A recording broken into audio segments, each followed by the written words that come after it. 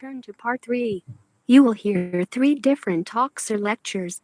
In each talk or lecture there are 5 questions. For each question, choose the correct answer A, B, C or D. You will hear the talks or lectures only once. Now open your questions paper and look at talk or lecture 1. You now have 35 seconds to look through the questions and the options in each question.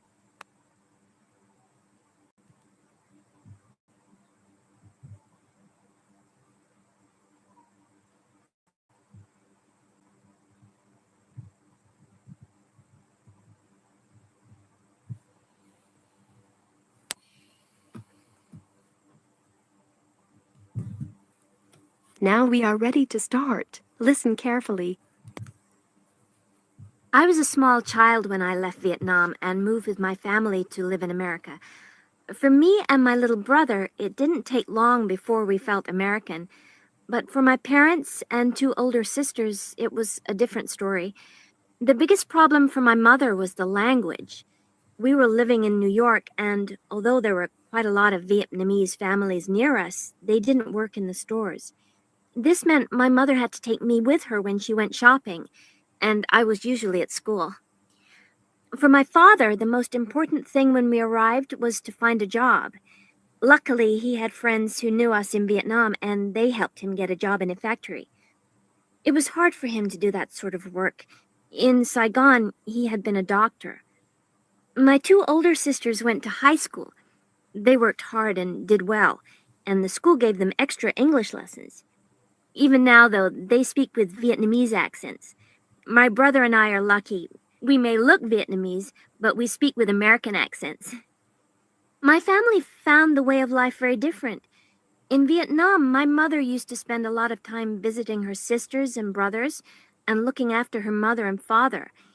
She feels quite lonely now. She says that in America you live inside your house, but in Vietnam, you take your house outside onto the street and share your life with everybody. I don't remember that, but I do find the winters are quite hard to put up with in New York. It's very cold and snows a lot. My mother still wears traditional Vietnamese clothes at home and always cooks us rice and noodles. I must admit, I prefer burgers and chips. Although my friends like to visit us, I often feel a bit embarrassed by my parents' way of life. They don't understand Americans, and I think I am more American than Vietnamese now. I suppose it's sad for them to have such a strange daughter. Now open your question paper and look at talk or lecture 2. You now have 35 seconds to look through the questions and the options in each question.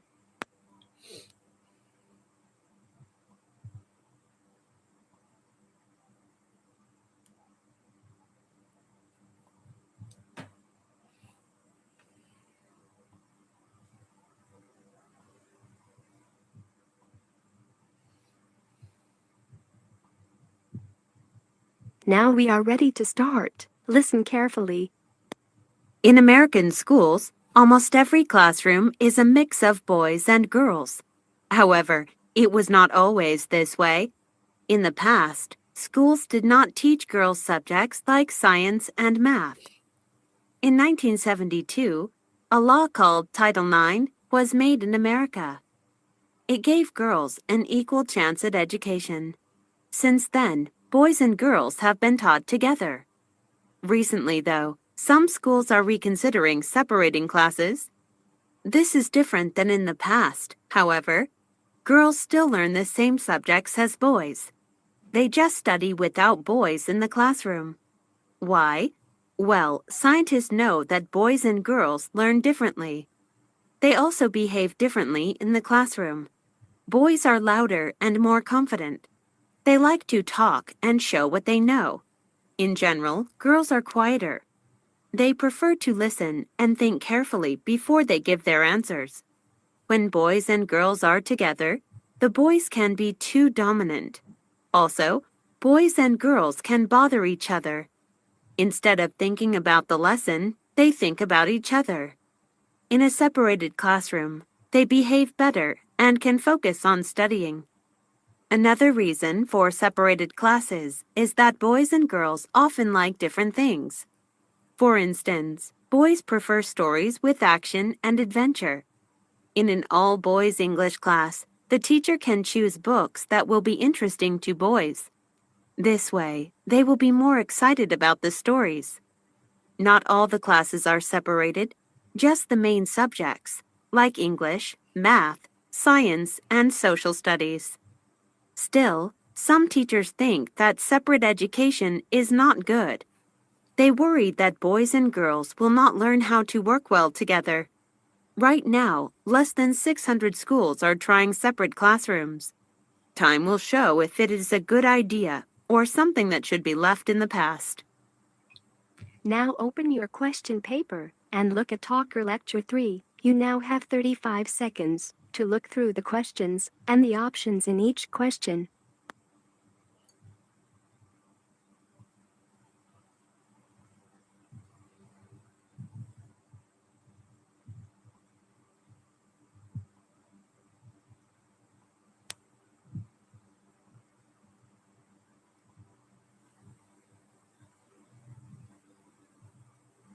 Now we are ready to start. Listen carefully. Hi, I'd like to welcome all of you to the International Student Orientation at Norwalk College. I hope that your travels from your home country have been easy and that you are all settling in well. I believe I've met everyone, but just in case, I'm the Director for International Student Affairs, the person you can come to if you're having problems with your classes, your housing, visas. You're always welcome to stop by my office. We'll have several short workshops today, and we'll be talking about some common issues that international students face. The first one that I want to deal with is about communication, and in particular, nonverbal communication. Now, all of you have been studying English for some time. You have a good vocabulary, and you probably know all about verb tenses and modals and can ask directions and order from a menu. But communication is not only verbal. That is, talking is not the only language we use to communicate. Another way we communicate is through nonverbal communication, or body language. The term body language means the movements we use and the facial expressions we have, like smiling or frowning, the way we sit or stand, the way we touch or look at someone, the distance we stand from another person. Some psychologists say that more than 60% of our communication is actually done through body language. We do it without thinking or without ever having been specifically taught what the gestures or expressions mean. The problem is that body language is a little bit different in each culture, and this can often cause some problems with communication. Here's an example. In many places, it may be a little rude or disrespectful to look at another person directly in their eyes as you talk with them. So many international students will avoid this eye contact. But in America, we expect it. We think of eye contact as a sign of honesty and straightforwardness. American parents actually encourage their children to look people in the eye when speaking. Just imagine a conversation where an international student was trying to be respectful by not looking into the eyes of her American classmate. The American might wonder why her classmate wouldn't look directly at her, and the international classmate would be wondering why she was being stared at. The end result is an awkward and frustrating interaction. Oh, here's another one. Americans shake hands firmly when they greet each other because to Americans, a firm handshake signifies strength and power. But a soft or limp handshake is considered a sign of weakness. In some cultures, handshakes are less common, or a gentle, soft handshake is acceptable. So students need to know that when shaking hands, it's important to be firm. In America, a thumbs up sign, a thumb raised in the air. That is the end of part 3. Now you have 5 minutes to check your answers and transfer your answers.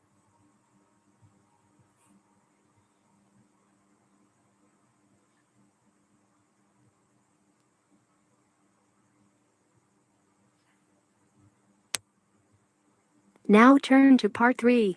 You will hear 3 different talks or lectures. In each talk or lecture there are 5 questions. For each question, choose the correct answer A, B, C or D. You will hear the talks or lectures only once. Now open your questions paper and look at talk or lecture 1. You now have 35 seconds to look through the questions and the options in each question.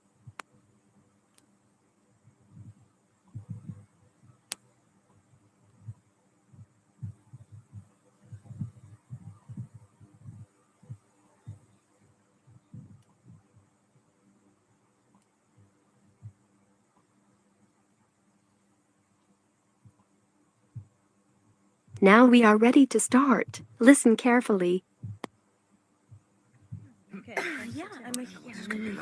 Welcome everybody to this presentation about creating a corporate image for your company. I wonder if when you came in today you thought, hey, this guy hasn't got a suit on. This could be an interesting day. You see, I believe that the way you dress is very important. I decided to come here rather casually dressed, not because I wanted to make a fashion statement, but because I wanted to let you know that this is not going to be a formal presentation. On the other hand, I want you to work hard and get something out of the day. I'm not wearing shorts and a t-shirt, for instance. So, how would you describe the way I'm dressed? Smart, but casual. Exactly. But I also believe there are particular occasions when you need to wear a suit, such as meeting a client, especially if you expect the client to be wearing one. Which brings me to a recent trend which we've picked up from the Americans, Dress Down Friday. How many of you are dressing more informally on a Friday? Yeah, quite a lot of you. How many of you go as far as wearing jeans? Yeah, not so many. Probably many of that small group work in the IT sector. I thought so. So you see, it's not just the day of the week or what clients may expect of you, it's the business you're in. If, for example, you work in a bank, you're probably going to be in a dark suit every day of the week. And then there are those of us who are expected to wear a uniform. What you are doing here is projecting a very specific image of your company or service. Usually, it's to do with reliability, expertise, and efficiency. Customers and the general public feel reassured about someone in a recognizable uniform. Dress Down Friday is a long way off for this group of employees. Now, let's have a look at other ways in which a company projects its image.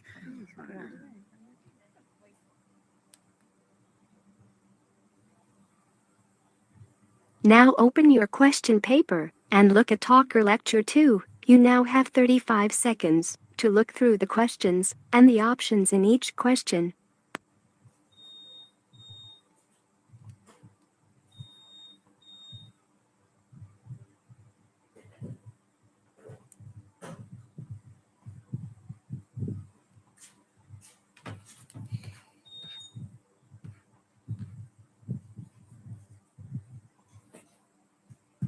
Now we are ready to start. Listen carefully. Do you get enough sleep at night? Do you ever feel tired during school? You may not be the only one. According to the National Sleep Foundation, kids aren't getting enough sleep, and it's affecting how they do in school. Experts say that kids need about 10 hours of sleep each night. Your body needs sleep so it can rest for the next day. Animals need sleep to stay healthy. Cats and dogs sleep for about 15 hours each day. Sleep is also important for your brain. Just like your body, your brain needs a little vacation every night. Without enough sleep, students can't learn as well. They cannot pay attention, follow directions, or solve problems as well. Also, tired kids act in ways that they usually don't. They can easily get angry with their friends or get in trouble in class. Scientists at the National Sleep Foundation talked to 1,400 kids. They asked them about their sleeping habits. They found that about 70% of kids were not getting enough sleep. The scientists think that soda and television are part of the reason. Drinks like cola, coffee, and tea have caffeine in them. Caffeine makes people stay awake. Kids who had drinks with caffeine got less sleep than other kids. Television is also a problem. When kids watch too much TV, they have to stay up later to finish their homework. Scientists also found that many kids had a TV in their room. These kids often stayed up late to watch a show. So, what can you do to make sure that you get enough sleep? Try not to drink anything with caffeine, especially at night. Sleep experts suggest that you try to go to bed at the same time every night. Don't do anything exciting before you go to bed. For instance, don't watch a scary movie or exercise. Try to do something relaxing, like reading a book or listening to quiet music. Now open your question paper and look at Talker Lecture 3. You now have 35 seconds to look through the questions and the options in each question.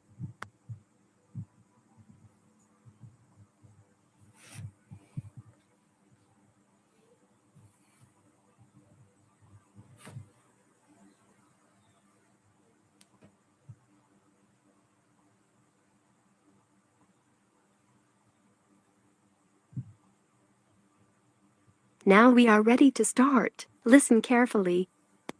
If you have ever seen the Northern Lights, you know that they are one of nature's most beautiful sights. People often describe seeing a faint glow appear on the horizon in the night sky. Then they may see wonderful colors such as green, red, blue, or purple stretch across the sky. The shape of the Northern Lights can be straight lines, or it may be curved like the letter S, or round, just like a wheel. The colored lights and shapes move across the night sky like ocean waves. No matter what the color or shape is, the Northern Lights are truly an amazing sight. Many people know them by their common name, the Northern Lights. But do you know the meaning of the real name?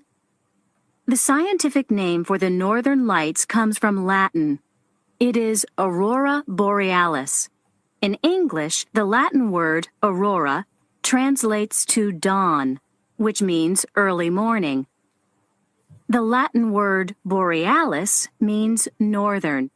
So Aurora Borealis can be translated as northern dawn, which describes the look of the northern sky in the very early morning.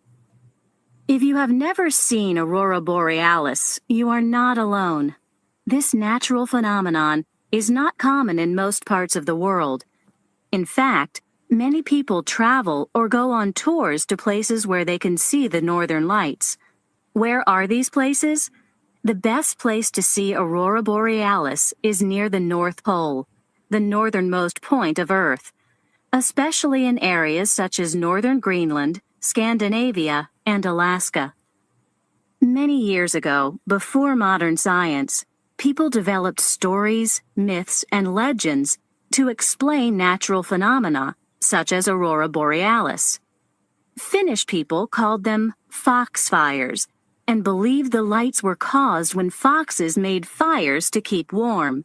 The Inuit people of northern Canada and Greenland believed that the aurora was the dance of animal spirits such as deer, seals, and whales. The way the Northern Lights work is similar to a neon sign. Gas travels along magnetic lines. The lights occur when electric particles, electrons, collide with gas atoms, causing the atoms to give off light. The result is the amazing sweeps and waves of color that you can see. It's a wonderful sight if you happen to be in the right place at the right time. That is the end of part 3. Now you have 5 minutes to check your answer.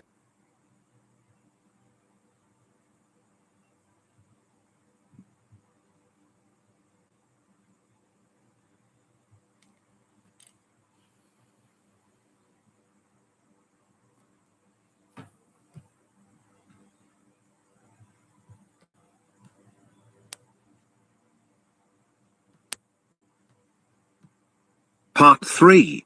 Questions 21 to 35. In this part, you will hear 3 talks, lectures or conversations. The talks, lectures or conversations will not be repeated.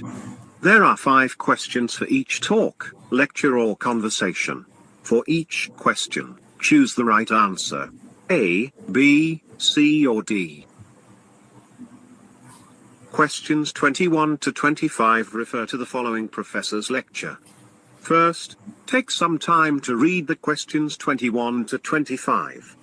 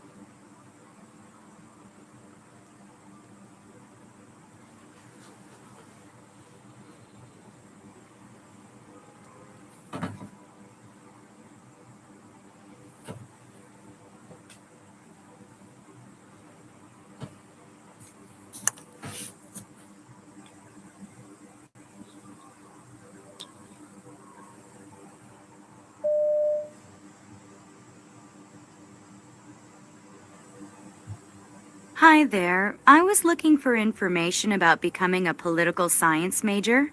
Sure, we have some brochures right here. Thanks, but could I ask you a few questions? No problem. Fire away. Are there many requirements for political science? Not really. Just you must take Political Science 1 and 2, a general history class, and a writing seminar. I thought you had to take economics too. Not for the general political science program. But there are a couple of specialized programs that have additional requirements. Oh, really? What are they? Well, there is the International Relations program. It is more interdisciplinary, so it requires economics and a second history credit. The 2 history credits have to be in different regions. There is also the Honors Political Science program. To get into that, you need to take the same economics class as the International Relations program and a special political science seminar. And you need to maintain over a B average in all those required courses. Wow, that sounds difficult. Yeah, not many people are qualified for the honors program. That's why it's considered more prestigious, I guess. Is that all? No. You also have to complete this form listing all the political science and related credits you have already taken or plan to take, and get the department chair to sign off on it. Ugh, this is really a lot of work. Yeah, but everyone has to do it. It's not different from any other majors. The department wants to know that you've thought about your major carefully and thoroughly, and that all the students are being realistic in their expectations.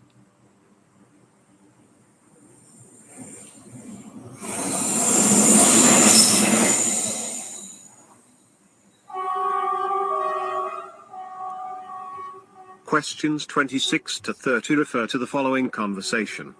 First, take some time to read the questions 26 to 30.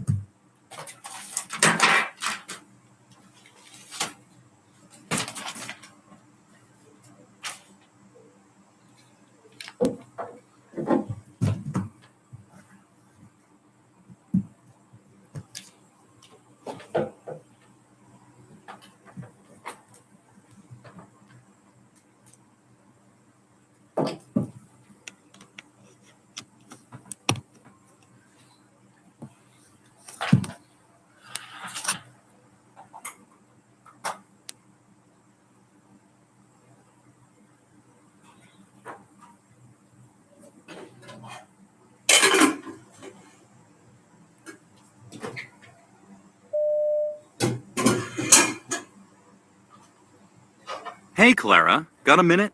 Oh, hi, Will. Sure, I've got plenty of time. What's the matter?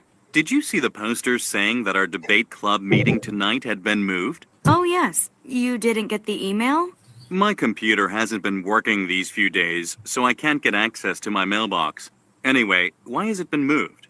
That whole wing of the Student Union building is getting repainted today, so it's off limits until the paint dries, vented properly, and the workers clean everything up.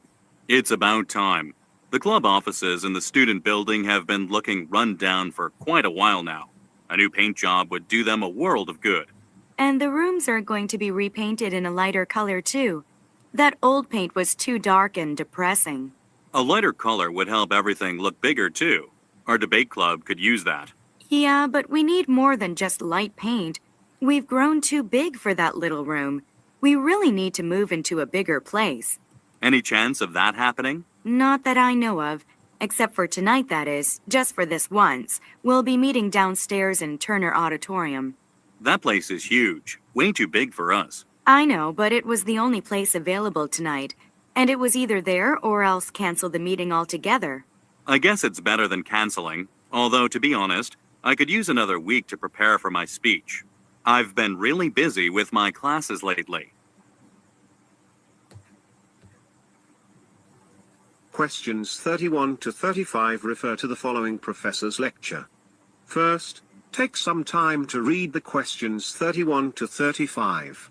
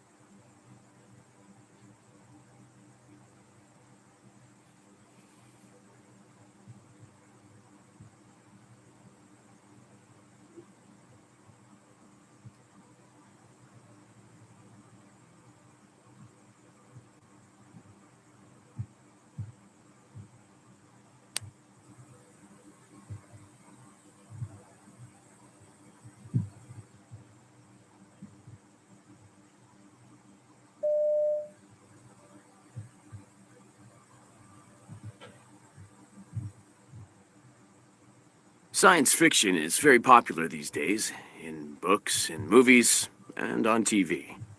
Unfortunately, popular science fiction is often a lot more fiction, and not so much science. One of the most common problems is science fiction's fascination with faster-than-light travel. We know that is impossible as it violates Einstein's basic theory of space and time. But on Star Trek and other science fiction shows, spaceships jump from star to star and galaxy to galaxy like you or I might want to drive to another city. In truth, the closest star to Earth, Proxima Centauri, is over 3 light years away. That means traveling at the speed of light, the fastest speed anyone theoretically could travel. It would take 3 years to make it to our nearest neighbor. Other stars and galaxies are routinely thousands and millions of light years away, making intergalactic travel an impossibility. Even if we grant that such space travel somehow was possible, there is no shortage of other errors in popular science fiction. In Star Wars and other films, spaceships swoop across the screen with their their engines emitting a great roar. However, since space is a void, sound waves cannot travel. There is no sound in space. It is utterly silent. Gravity is another mystery in these films. Gravity depends mostly on mass. Spaceships are tiny compared to the mass of Earth. In space, there should be practically no gravity. And yet people in science fiction routinely walk around on their spaceships in space as comfortably as they would on Earth. That said, there have been a few scarce films that bothered to portray the science of spaceflight somewhat realistically. In 2001, A Space Odyssey, the ship must rotate to create artificial gravity. Outside the spaceship there is total silence, and the voyage from Earth to Jupiter takes many months. But such films are the exception, not the rule. While science fiction may be enjoyable, you should look elsewhere to learn about science.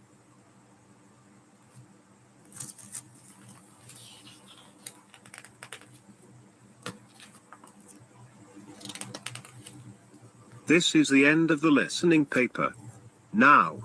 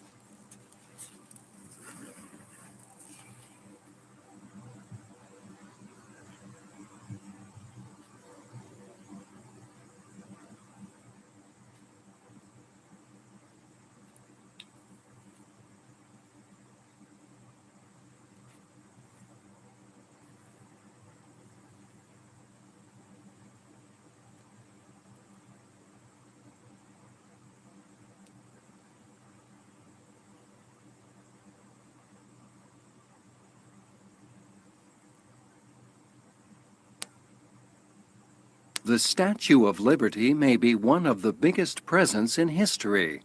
In 1886, France gave the United States a huge statue. It is a woman holding a torch high in the air. The torch is a symbol of freedom.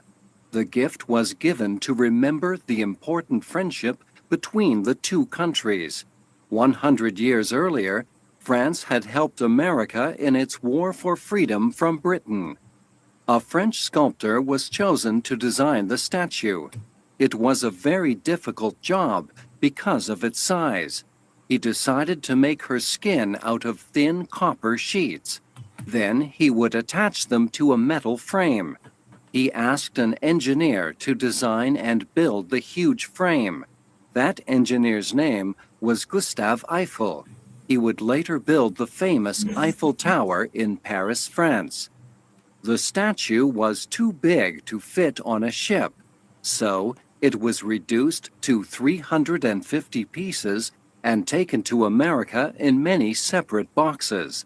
The builders chose a small island in New York Harbor as the place to put the statue. The statue was a gift. However, the U.S. needed to build a base for her to stand on. People from all over America sent money to help build it. The base was finished in the spring of 1886. They began to put the pieces of the statue together. When the statue was finished, it was the tallest structure in America. She stands over 46 meters high. Just one of her fingers is 2.4 meters long.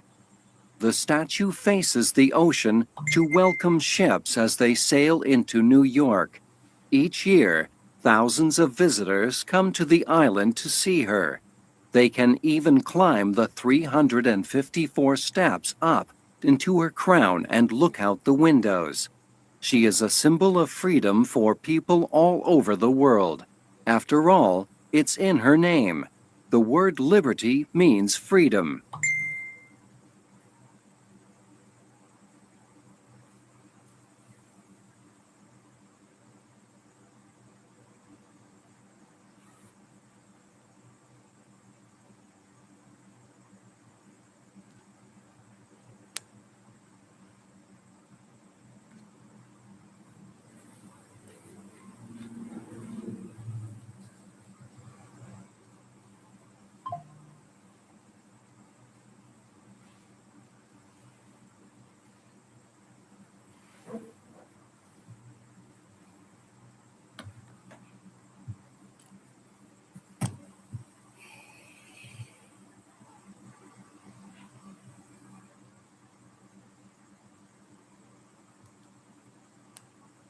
What do a bicycle, a chair, a house, and a t-shirt have in common?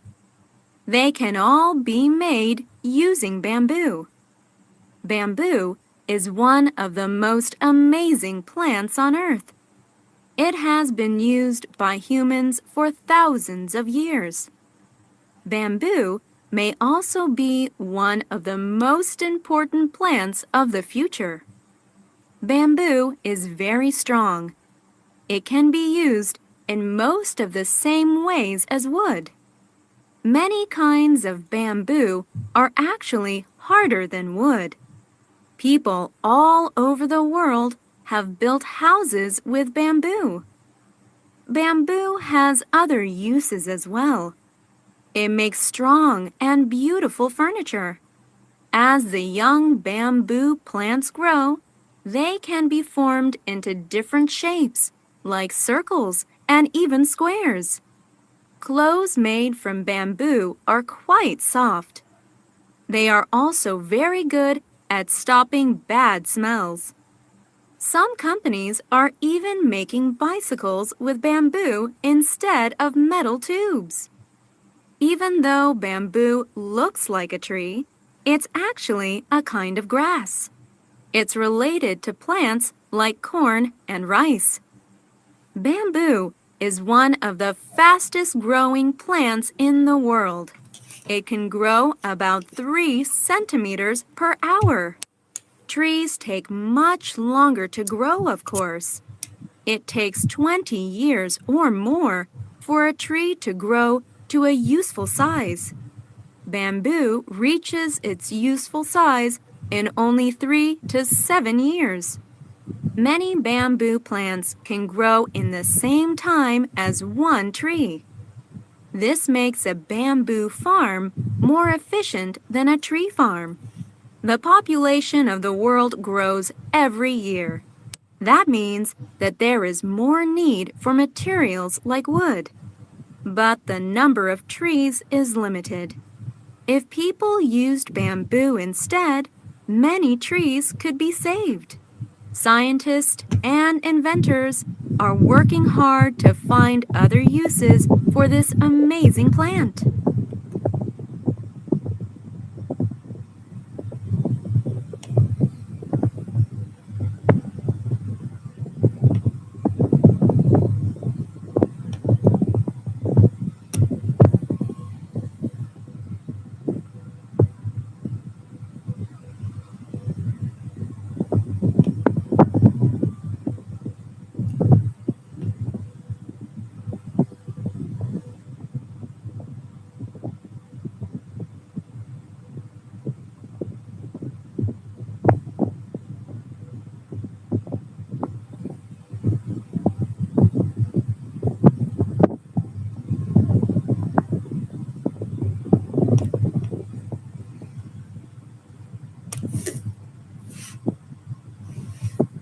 Okay, everyone, if you'd like to come over here to our next exhibit. Okay, so we're continuing to learn about the history of the home computer. Now, does anyone recognize this amazing machine? No? Well, anyone who grew up in Britain in the 1980s would immediately recognize this. It's the famous BBC microcomputer. You've all heard of the BBC, right? The British Broadcasting Corporation, or BBC, is Britain's national, state-run television and radio network. So why did a TV station make a computer? That's a really interesting story. It starts in the early 1980s. BBC television showed a program called The Mighty Micro, in which a professor, his name was Dr. Christopher Evans, he predicted the importance of the microcomputer, what we today just call the computer or the personal computer. Now, you have to remember that in 1980, there were no computers in homes, in schools, in libraries. Computers were big and expensive, so they still weren't something that a family or a student would go out and buy. But Dr. Evans made a prediction, a guess about the future. He predicted that computers were going to get smaller. Technology was making it possible to build a whole computer in a box that could fit on your desk. That's why the first home computers were called microcomputers. Micro meaning small. Okay, so Evans argued that the microcomputer was going to change everything and that Britain's children needed to learn how to use a computer in order to be prepared for the future. Now, it just so happened that a lot of important people watched that program, and Evans' predictions caught the attention of many people in Britain. In fact, even the British Parliament, the government, ended up discussing the program and Evans' predictions. So the BBC decided to start a new project to build a computer that was affordable, but that had lots of functions. Text, graphics, sound, music, programming, even artificial intelligence. The BBC planned to sell its microcomputer to homes and especially schools around the country. So the BBC made the actual computer? No, actually they didn't. The BBC was, and still is, in the business of making television and radio programs, not computers. So they wanted to find a computer company that could make the computer and put the BBC's name on it. In Cambridge, England, home to the famous old university, a small company called Acorn heard about the project. It just so happened that Acorn was already making its first computer, but it wasn't quite finished yet. The Acorn employees worked through the night and finished that first computer. It was called the Proton. They showed their brand new creation to the BBC and won the contract. It's really an amazing story of a small company beating all the bigger corporations. The first BBC computer, they called it the Model A, came out in 1981. And the Model B came out not too long afterward. And that's the computer you can see here, the BBC Model B microcomputer. The computer was an immediate success, mainly because schools in Britain bought many of them to teach computer skills to students. Excuse me, what could you do?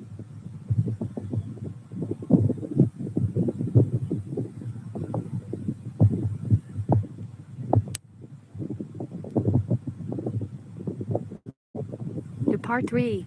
You will hear 3 different talks or lectures. In each talk or lecture there are 5 questions.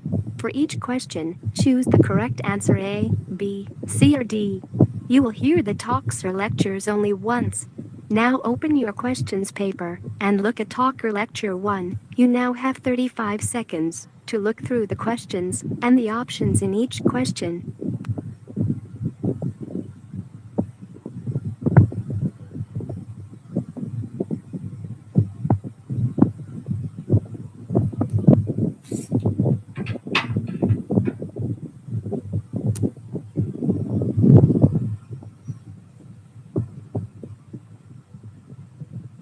Now we are ready to start. Listen carefully. Hello, everyone.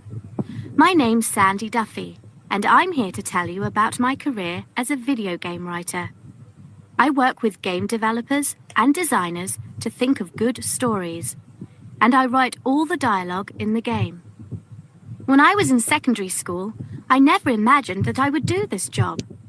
I played the violin, and that's what I planned to do as my job.